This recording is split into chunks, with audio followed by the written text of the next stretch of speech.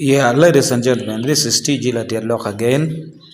Uh, I want us to enter into the second segment of digesting the famous God lives in Gulu, but money lives in Kampala quote that was propagated by General Salim Saleh.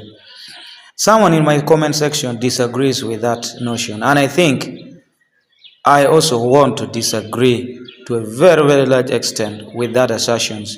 Whatever the intention of that word, of that quote, I think I want to disagree with it. Because I think it is more of a converse. Meaning if anything in Gulu, then if it is anything to do with God, then it is in Gulu. Anything to do with money, it is actually in Kampala. That means Gulu do not have anything to do with money, which is absolutely wrong. You see, to me, this is one of the very many different ways in which we are being psychologically manipulated as the people that come from Gulu. By the way, when I talk about Gulu, it's not just about the city itself. This is a regional headquarter of northern Uganda, and particularly the headquarter of Acholi sub-region. That means when I talk about Gulu, I'm actually talking about Acholi sub-region. You see, there are a lot of things, statistics, fake statistics that has been coming. All of them are actually meant to keep us psychologically inferior. They say we are the people with the highest rate of dying cultures. And yet when you look around this world, in Uganda, you find the people who have tried to preserve their cultures. I think we are not outside top 3, including Karamoja. We are still reserved. Our cultural dances are still sound. We have all the war dances, the laragaraga, everything. We have reserved a lot of the cultures that we have still reserved. But research is showing that Acholi culture is the fastest dying culture. Another research is saying that we are poorest or even the second poorest in the whole country. But when you go through these countries, you begin to question the parameters used to make us feel we are the most, we are actually in the top 2 poorest people in the country. I don't look at it and I find what parameters were used. You saw what happens with the U-boats, intentionally putting us below 2 million people. I think the intention is to keep us thinking we are few, we are few, what can we do? So I think now here, our city is considered to be penniless. We only have God but no money. This is a long list of the psychological warfare being propagated against northern Uganda, being propagated against the Acholi people and their beloved city Gulu. This is nothing beyond that. It's a psychological war. It is all aimed at make us feel very inferior.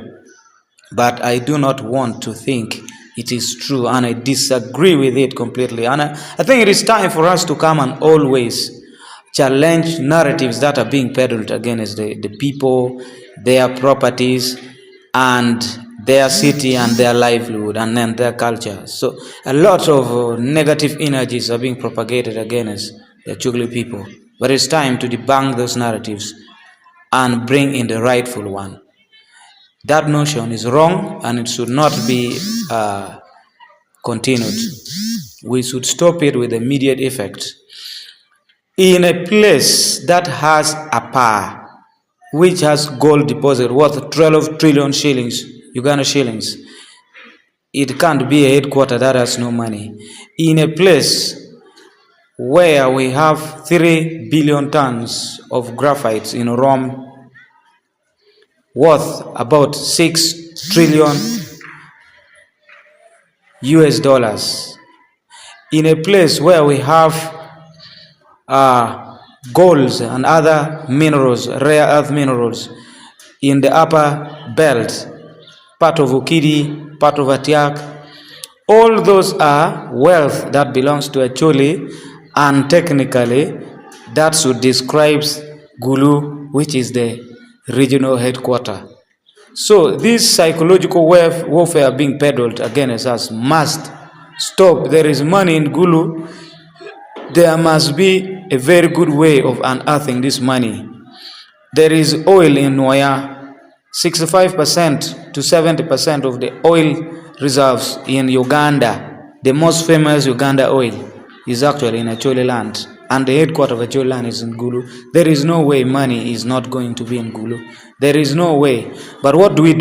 You find that our children only benefit when Total organizes a football tournament. They kick for 3 days, somebody plays a final and win a trophy. That's all.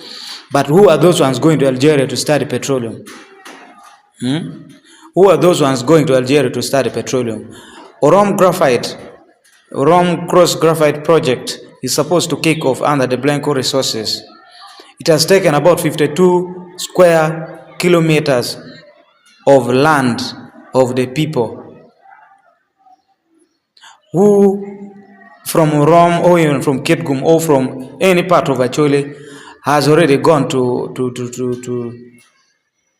study anything to do with mineral and graphite, maybe on even the value chains, the lead battery production, maybe production of EVs, because here it is the decarbonization journey that we have started, and we stand at the center of the global decarbonization, because graphite is a game changer when it comes to reduction of fossil fuels, the petroleums, and coming to green energies.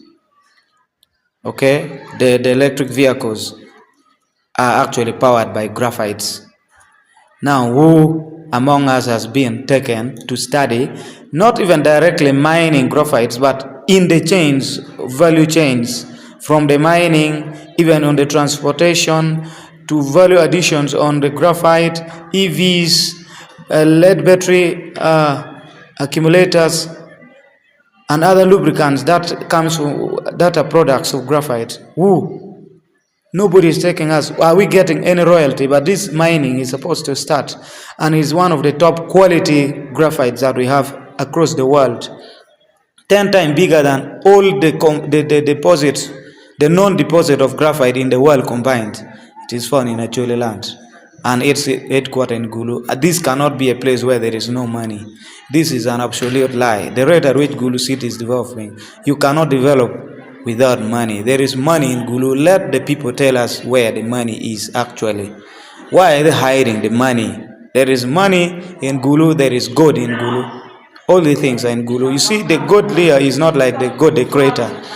The godliness here refers to our integrity, our dignity, our humanities, our honesty. The things that characterize the Acholi people are the dignity, honesty, humanity, our ability to share. You see, we are very generous people. So that is God itself. Okay, that is divine, by the way. And that is what is the God. So we have both God and money here. There's nothing like we don't have money in Gulu. There is money, but certain people want to block it from reaching the true owners or people who should benefit from it. So from today onward, the narratives that there is no money in Gulu must stop, because it's a regional headquarters of Acholi, and Acholi is the richest land right now in Uganda. Nobody wants to talk about it. Acholi is the richest land in Uganda, and Gulu is its regional headquarters. So there is nothing that can describe Gulu and fails to describe Acholi land. So that is basically what I wanted to add on to that. So the narrative that there is no money in Gulu must stop. It is a psychological warfare meant as making us feel very inferior, feel very useless, feel that we do not have anything. And it must stop right now. Thank you.